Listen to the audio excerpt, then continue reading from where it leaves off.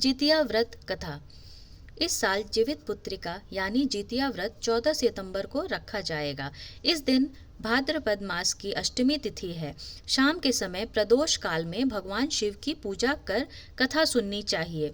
इस व्रत को लेकर दो कथाएं प्रचलित हैं, जिनमें एक सियारन की और दूसरी राजा जीमुतवाहन की कथा है। यहाँ हम दोनों कथाएं विस्तार पूर्वक बता रहे हैं। कथा इस प्रकार है। चिल्लो सियारों की कथा। जीवित पुत्रिका व्रत में चिल्लो सियारों की कथा सुनी जाती है। कथा इस प्रकार है। एक वन में सेमर के पेड़ पर एक चील रहती थी। पास ही झाड़ी में एक सियारन भी रहती थी। दोनों आपस में दोस्त थीं। चिल्लो सियारन से इतना प्यार करती थी कि वो जो कुछ भी खाने को लेकर आती थी उसमें से सियारन को जरूर देती। इस तरह दोनों हंसी खुशी दिन बिता रहे थे। एक बार वन के पास गांव में औरतें जितिया पूजा की तैयारी कर रही थी। चिल्हो ने उसे बड़े ध्यान से देखा और अपनी सखी सियारों को भी बताया। फिर दोनों सहेलियों ने तय किया कि वे भी यह व्रत करेंगी। सियारों और चिल्हो ने जितिया का व्रत रखा। बड़ी निष्ठा और लगन से मंगल कामना करके पूरे दिन निर्जला व्रत किया। मगर रात होते ही सियारन को भूख प्यास सताने लगी। जब उससे भूख बर्दाश्त न हुआ तो वह जंगल में जाके उसने मांस और हड्डी पेट भर खा लिया। चिल्हो ने हड्डी चबाने की आवाज सुनी तो पूछा कि यह कैसी आवाज है। सियारन ने कह दिया कि भूख के कारण उसका पेट गुड़गुड़ कर रहा है और यह उसी की आवाज है। लेकिन चिल्हो ने सियारन का झूठ पकड़ लिया। उसने सियारन को बहुत भला बुरा कहा कि जब उससे व्रत नहीं हो सकता तो संकल्प क्यों किया था। चिल्हो ने रात भर भूखे प्यासे रहकर व्रत पूर्ण किया। अगले जन्म में दोनों मनुष्य रूप में राजकुमारी बनकर सगी बहनें हुई। सियारन बड़ी बहन हुई और उसकी शादी एक राजकुमार से हुई। चिल्हो छोटी बहन हुई और उसकी शादी उसी राज्य के मंत्री पुत्र से हुई। बाद में दोनों राजा और मंत्री बने। सियारन के जो भी बच्चे होते वे मर जाते, जबकि चिल्हो के बच्चे स्वस्थ और हट्टे कट्टे रहते। इससे बड़ी बहन को जलन होने लगी। उसने अपनी बहन के बच्चों को मारने की सोची। उसका सिर कटवाकर डब्बे में बंद करा दिया, पर वह शीश मिठाई बन जाते और बच्चों का बाल तक बांका न होता। इस तरह सियारन की बहन के बच्चों और उसके पति को मारने की कोशिश विफल हो गई। आखिरकार दैव योग से उसे अपनी भूल का आभास हुआ। उसने अपनी बहन से क्षमा मांगी और उसके द्वारा बताए जाने पर जीवित पुत्री का व्रत विधि पूर्वक किया और उसके प्रताप से उसके पुत्र भी जीवित रहने लगे। यह हुई कथा की समाप्ति। अब दूसरी कहानी, जो कि राजकुमार जीमुतवाहन की है। गंधर्वों के राजकुमार का नाम जीमुतवाहन था।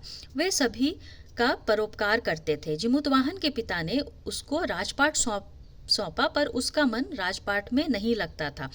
यही वजह थी कि वह राज्य का भार अपने भाइयों को देकर वन में पिता की सेवा करने चले गए। वन में ही जीमुतवाहन ने मलयवती राजकन्या मिली। दोनों को एक दूसरे से प्रेम हो गया। एक दिन जब वन में भ्रमण करते हुए जीमुतवाहन काफी आगे चले गए, तब उन्हें एक वृद्धा विलाप करते हुए दिखी। पूछने पर वृद्धा ने रोते हुए बताया कि मैं नागवंश की स्त्री हूँ, मुझे एक ही पुत्र है। पक्षीराज गरुड़ के कोप से मुक्ति दिलाने के लिए नागों ने यह व्यवस्था कर रखी है कि वे गरुड़ को रोजाना भक्षण के लिए एक युवा नाग सौंपते हैं। आज मेरे पुत्र शंखचूड़ की बलि का दिन है। आज मेरे पुत्र की जीवन पर संकट है और थोड़ी देर बाद मैं पुत्र विहीन हो जाऊंगी। एक स्त्री के लिए इससे बड़ा दुख क्या होगा कि उसके जीते जी उसका पुत्र न रहे। जीमुतवाहन को यह सुनकर बहुत दुख हुआ। उन्होंने उस वृद्धा को आश्वासन देते हुए कहा, डरो मत, मैं तुम्हारे पुत्र के प्राणों की रक्षा करूंगा। आज उसके स्थान पर स्वयं मैं अपने आप को लाल कपड़े में ढककर वध्यशिला पर लेटूंगा, ताकि गरुड़ मुझे खा जाए और तुम्हारा पुत्र बच जाए। इतना कहकर जीमुतवाहन ने शंखचूड़ के हाथ से लाल कपड़ा ले लिया और वह खुद को लपेटकर गरुड़ को बलि देने के लिए चुनी गई वध्यशिला पर लेट गया। नियत समय पर गरुड़ आए और लाल कपड़े में ढके जीमुतवाहन को पंजे में दबोचकर पहाड़ की शिखर पर जाकर बैठ गए। गरुड़ ने अपनी चोंच से जीमुतवाहन पर प्रहार किया। जीमुतवाहन के शरीर से मांस का बड़ा हिस्सा नोच लिया। इसकी पीड़ा से जीमुतवाहन की आंखों से आंसू बह निकले और वह दर्द से कराहने लगे। अपने पंजे में जकड़े प्राणी की आंखों से आंसू और मुंह से कराह सुनकर गरुड़ बहुत ही आश्चर्यचकित हुए, क्योंकि ऐसा पहले कभी नहीं हुआ था। उन्होंने जीमुतवाहन से उनका परिचय पूछा। जीमुतवाहन ने सारा किस्सा कह सुनाया। कैसे एक स्त्री के पुत्र की रक्षा के लिए वह अपने प्राण देने आए हैं। अतः आप मुझे खाकर अपनी भूख शांत करें।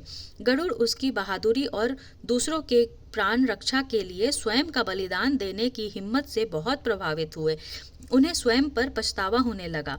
वह सोचने लगे कि एक यह मनुष्य है जो दूसरे के पुत्र की रक्षा के लिए स्वयं की बलि दे रहा है, और एक मैं हूँ जो देवों के संरक्षण में हूँ किंतु दूसरों की संतान की बलि ले रहा हूँ।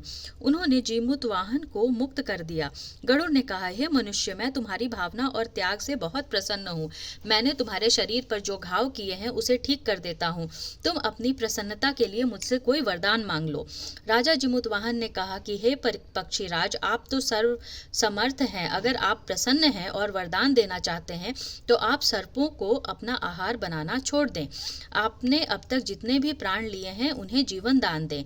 गरुड़ ने सबको जीवन दान दे दिया और नागों की बलि न लेने का वरदान भी दिया। इस प्रकार जीमूतवाहन के साहस से नाग जाति की रक्षा हुई। गरुड़ ने कहा, तुम्हारी जैसी इच्छा वैसा ही होगा। हे राजा, जो भी स्त्री तुम्हारे इस बलिदान की कथा सुनेगी और विधि पूर्वक व्रत का पालन करेगी, उसकी संतान मृत्यु के मुख से भी निकल आएगी। तब से ही पुत्र की रक्षा के लिए हर साल भाद्रपद मास की अष्टमी पर जीमूतवाहन की पूजा शुरू हो गई। यह कथा कैलाश पर्वत पर भगवान शंकर ने माता पार्वती को सुनाई थी। जीवित पुत्रिका के दिन भगवान गणेश, माता पार्वती और शिव जी की पूजा एवं ध्यान के बाद ये दोनों व्रत कथाएं सुनना भी अनिवार्य है। धन्यवाद।